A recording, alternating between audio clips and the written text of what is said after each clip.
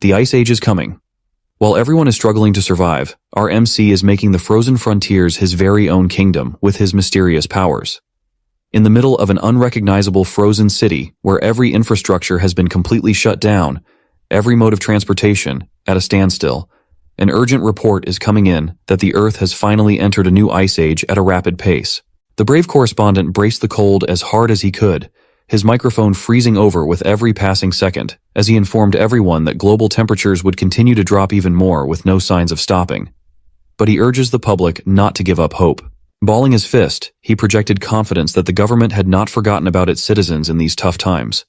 That as long as they stand together, the people of this strong nation will overcome this daunting crisis. Just as he was about to spiel more unity propaganda to quell the masses, a whole-ass frozen airplane made a crash landing in the middle of the city, plowing through the reporter and his whole crew. A man watched this final shot of the last news broadcast covered by the remaining TV station in the country.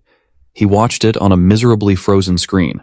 After that plane crash landed on top of the remaining news network team, the TV finally cut into static. No more overcast news coverage of what's happening outside. The room of our protagonist, Han Feng, painted a picture of someone who tried to fight, but finally gave up. He did not even bother cleaning up the mess of what little supplies he had left. The area around his entrance is filled with boxes of useless stuff and dwindling provisions. Outside, someone had been knocking quite hard and calling his name in a panic. Finally hearing the incessant calling of his name, Han Feng stood up from his filthy, frozen apartment, took a steel bat modified with some nails, traces of blood still visible on its surface, and walked towards the door. Han Feng was gaunt. He had the combination of the thickest possible winter wear, but it was not enough to stave off the cold. He slowly and carefully peeked at the peephole to see who was on the other side of the door. Who he saw shocked him. It also excited him a little bit. It was a woman he was very familiar with before the Ice Age even kicked in. She also had her thickest winter wear on, but standing outside, exposed to the elements, made her face red and her body shiver uncontrollably. Han Feng opened the door with a slight flush on his face. The woman's name is Hyona, and he has no idea what she is doing outside of his door. Still holding the bat, he urged her to come inside where it was warmer and safer. These days, the outside world has turned into a dangerous, lawless land. Hyona swung the door open wider to enter Han Feng's relatively safer room. The next thing you know, she was already grabbing him by the collar and pushing her lips onto his. Her little bonnet even fell with how fast she moved. Han Feng was surprised, but he did not pull back, and his cheeks got even redder.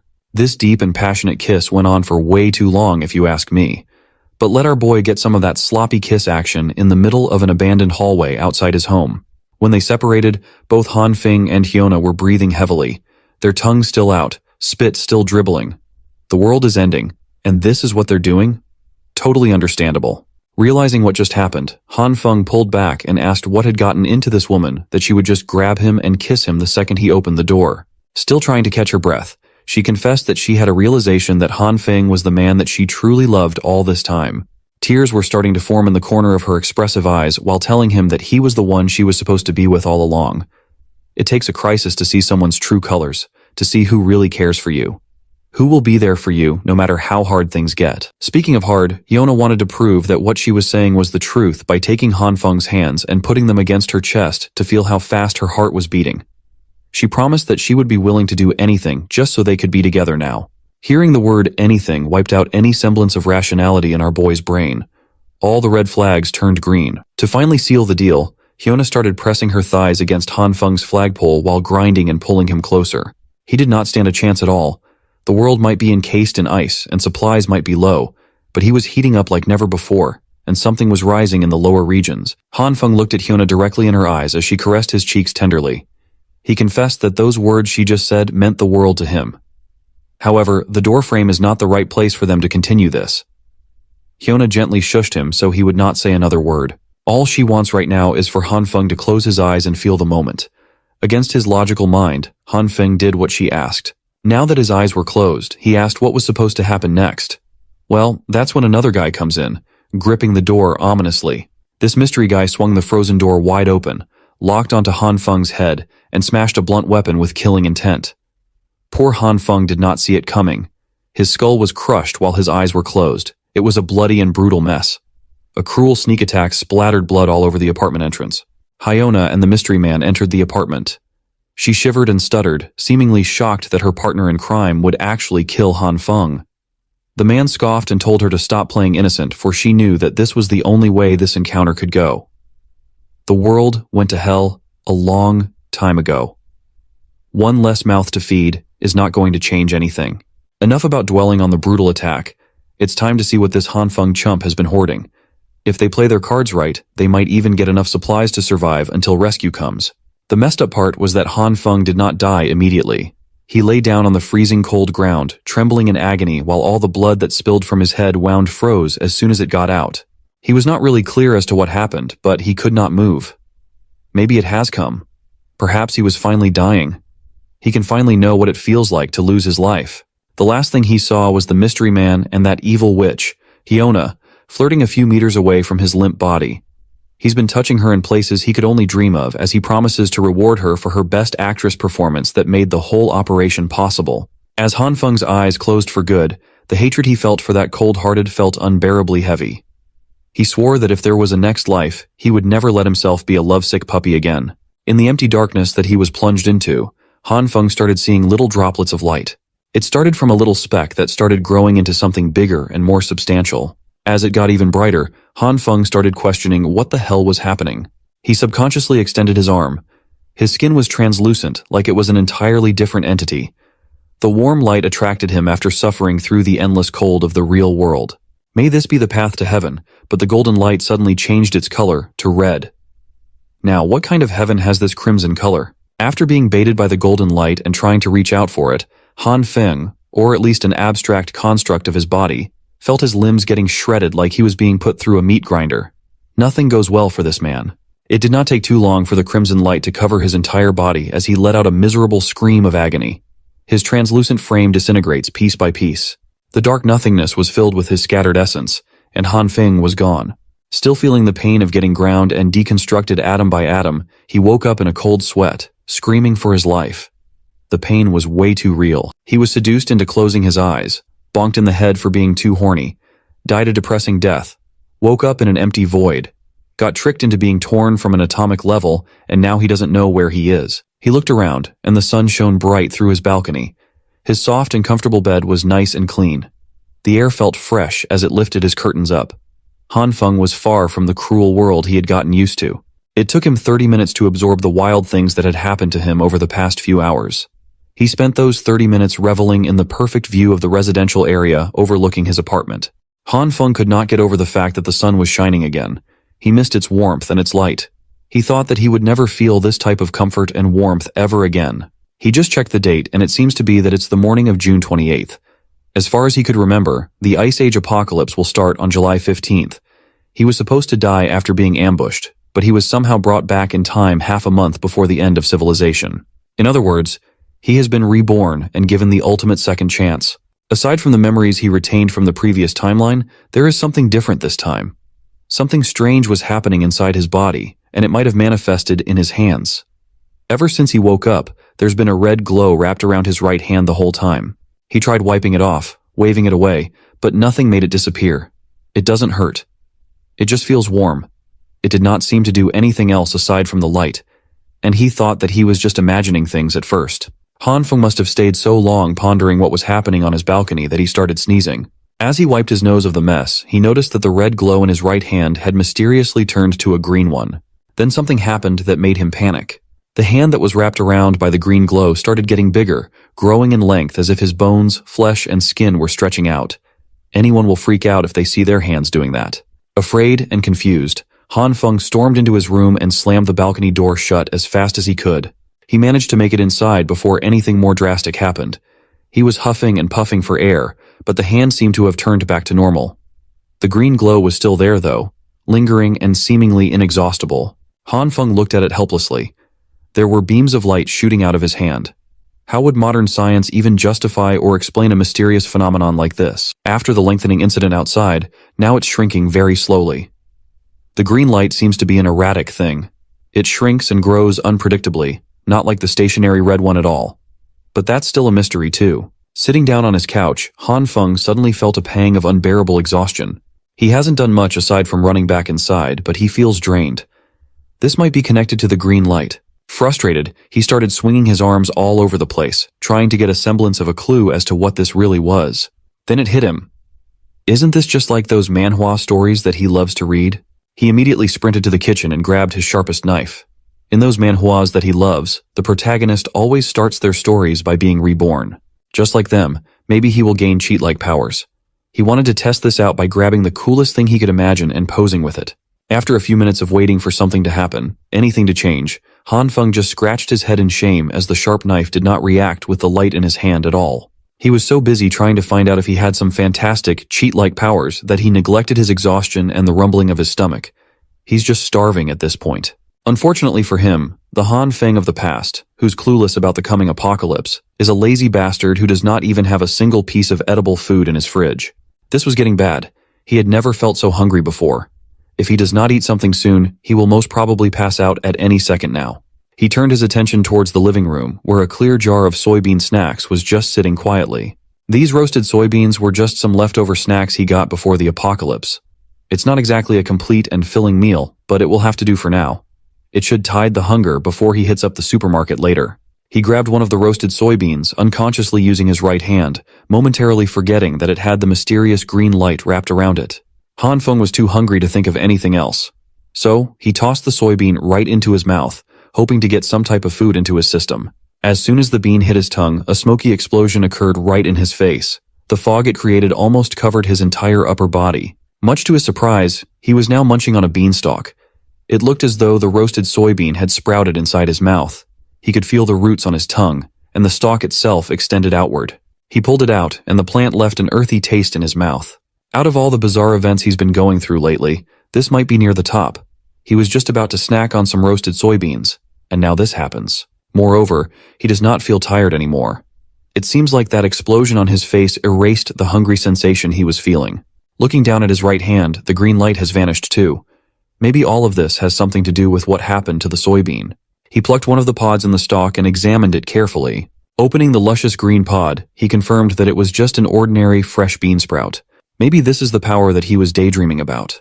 No matter what, this is undoubtedly an incredible discovery that should be studied more. Still, he can't really research anything while worrying about dying of hunger at any moment.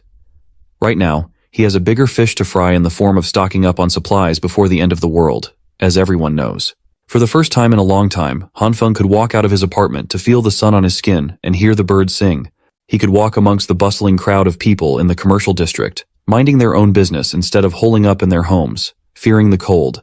Han Feng was in deep thought as he walked to his destination. Let's get this straight. First, the red glow around his hand has turned to green.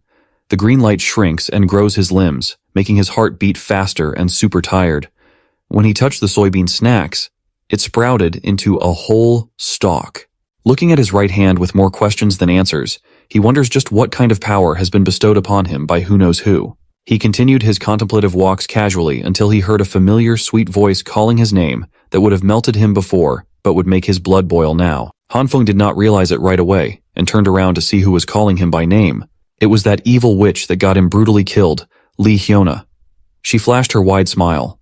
Her makeup was on point, hiding her rotten personality. She asked if Han Feng was out shopping too.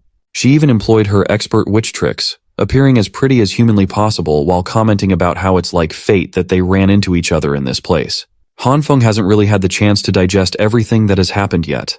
But seeing Li Hyona out in the wild is starting to bring back the bitterness he held onto until his final breath. Li Hyona used to be the goddess of his dreams for 3 long years. He was a simp that did everything in his power to make her happy. He did all that, knowing full well that he was nothing but just another fallback guy in the friend zone. No, he wasn't even in the friend zone. He was just a piggy bank. For all those years of devoting himself and his wallet to the wrong girl, he never would have thought that she would be the one that would get him killed. Before he could go out of control, Han Feng pinched himself to stay grounded and calm. It took every bit of his willpower to do so. Thinking rationally now is not the time to take his revenge. Not yet, at least. First, he needs to take care of the supply problem unless he wants to be miserable and hungry in the Ice Age again. Li Hyona walked closer and waved her hand around his eyes while asking what he was spacing out for. This has never happened before. It used to be that just hearing her voice would make the poor sap swoon. Han Feng swallowed his hatred for the witch and faked a smile as he apologized for being speechless and for how especially beautiful she looked today. She was just so radiant that he got a bit lost in the moment. Now that's more like it. Li Hyona coyly laughed and asked when he got so smooth with his lines like that. Her lips lifted to a slight and confident smirk, thinking that he got this boy eating at the palm of her hands. So, she went for the heart kill shot with the most adorable pose in her arsenal. Lee Hyona invited Han Feng to go shopping together, but they had run into each other anyway. Now, there is a limit to how much time Han Feng could face her without losing control of his rage. So, he just walked on and apologized that they wouldn't be doing any shopping together today. Lee Hyona was stunned. This was not how it was supposed to go down. She was supposed to get some free stuff from a pathetic simp. While walking in the other direction, Han Feng couldn't help but praise the girl's technique. But he won't fall for it. He won't be used as a personal ATM again. He's not that foolish anymore. So, he went straight to the spot where he could get everything he needed. Waldemar Shopping Plaza. This Waldemar in A City is the most extensive and most well-stocked supermarket in the eastern region. It's like Walmart. But that brand's copyrighted. Of course, when the Ice Age hits, this place will be cleaned out overnight. Back in the previous timeline, nobody ever found out just who did it and how. Han Feng had already started his shopping spree and filled up one cart with goods. He needs to stock up as much as possible before society crumbles under the sheer cold. He consulted some internet forums about some generic apocalypse survival guide, and it was surprisingly helpful. Scrolling through, he listed down the things he'd need, like food, winter clothes, medicine, daily necessities, fuel, tools, transportation, and even weapons. There's a lot to prepare, but he was so pumped to get some supplies that he forgot to take the more significant problem at hand. His personal wallet's current balance was a measly 15,000 yuan, equivalent to a little more than 2,000 USD. How was he supposed to secure a safe and comfortable life in the icy apocalypse with only this much? He's going to need a lot more cash for everything that he will need. At that moment, a message notification popped up on his phone. A notification that might be heaven's way of telling him to calm down. The message came from an organization called Money Jar Loans, congratulating him on his approved eligibility to take out a loan up to 168,000 yuan, or a little more than 23,000 USD. A light bulb dinged inside his mind. There was no need to panic when it came to funds. How could he forget that the convenience of technology had brought him an infinite money glitch? There are dozens of money lending apps that require minimal requirements to get a loan approved for those who are desperate for cash. They're incredibly predatory, but burying himself in debt doesn't matter, as he won't have to pay them back after the apocalypse goes into full swing. Out in the commercial district, some lady was angrily kicking an empty soda can on the curb. She's obviously upset about something. It turned out to be Lee Hyona. She looks like she is not in the best mood at all. Her eyes were full of toxic vitriol as today, one of her many simps dared to refuse to take her shopping when she got all dolled up to get spoiled. She was seriously pissed off that Han Feng would just take off like that without letting her deplete his bank account like a worthless leech. She started insulting the guy in her mind for being a pathetic loser who doesn't even own a car. Lee Hyona vowed never to be nice to that simp again. Her angry walk was interrupted by some loud honking coming from the car coming up on the road. Curious, she turned around to see what's up. It looked like a brand new truck straight out of the dealership. It was still shiny and premium looking. Han Feng was lowering the windows in the driver's seat. He just pulled up to greet Hyona as he just happened to pass her by while she was doing a walk of shame along the commercial district. Seeing the new wheels, Hyona's vow to never be nice to Han Feng again has seemingly melted out of her mind. All she saw were brand new leather seats and the smell of cash. Han Feng hopped off. When asked if the car was his, he answered affirmatively, adding that he just got it earlier. She came up to the witch and made up some story about how his dad has been killing it in the United States, business-wise, so he got some cash to blow. He even added that he just got out of the airport after dropping off his old man. Lee Hyona's face lit up. The only thing that could make that happen would be the possibility of striking it rich. So, she took a deep breath and put her game face on for Han Feng. This is the second time that she's doing this today. She looked to the ground and started trembling lightly. Knowing that Han Feng took his wealthy father to the airport today, she began apologizing for asking him to go shopping without knowing that he'd have a busy schedule. Then the waterworks came down. She started summoning those tears at the perfect time while meekly telling Han Feng that he was so cold to her earlier. She thought he was ditching a good friend. Han Feng smiled with satisfaction. This Academy-worthy acting would have worked wonders with the previous him, but things are different now. He could see through it all. This silly girl was a pro. He did not hesitate to hold her by the waist, pulling her closer. His other hand took hold of her chin, and they looked each other in the eye. Lee Hyona was taken aback by the fact that one of her simps was so confidently forward.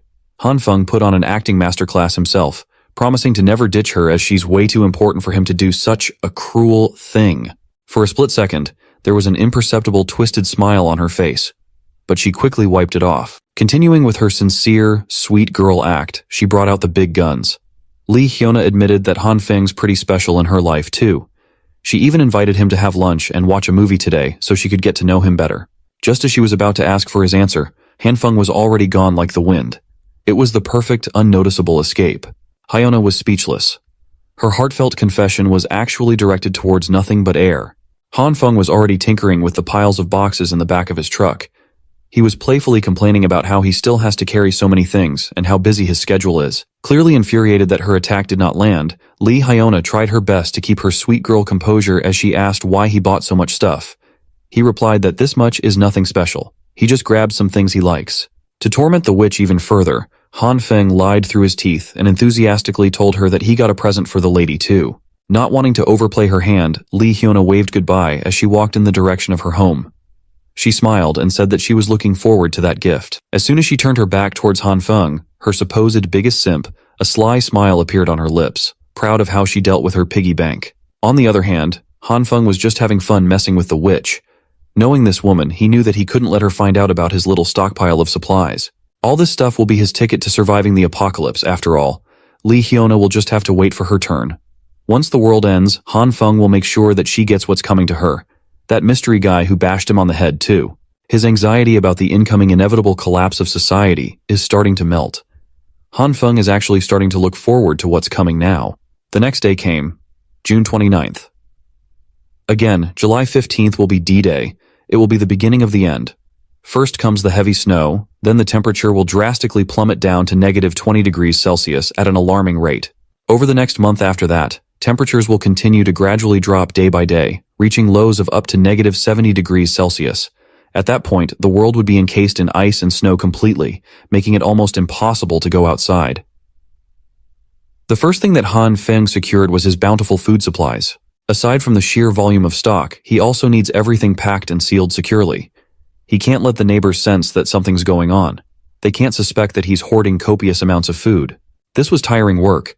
Some of the sensitive supplies had to be moved at night when no one was around. Han Feng doesn't trust anyone enough to help, so he has to do it on his own. Once the apocalyptic ice age starts, the power grid will be extremely unstable. That's where his newest purchase shines. A heavy-duty generator plus enough fuel to keep it running for a whole year at the very least. With power secured, he now has to consider the fatal consequence of the building's heating system stopping. He had to call in some specialized contractors to modify his home for independent heating. Han Feng also ordered some reinforced doors and windows while he was at it. He needed a dedicated room to store all the supplies that he had hoarded, so he used an empty bedroom for all the essentials. By the time he finished preparing everything listed in his little notebook of survival, it was already July 14th. Just one more day before the temperature plummets and everything descends to chaos. Next up on his list is the main event that he's been postponing out of uncertainty all this time. It is time to buckle down and actually study his mysterious ability. Han Feng made a home-cooked meal for dinner while pondering his survival in the incoming Ice Age apocalypse.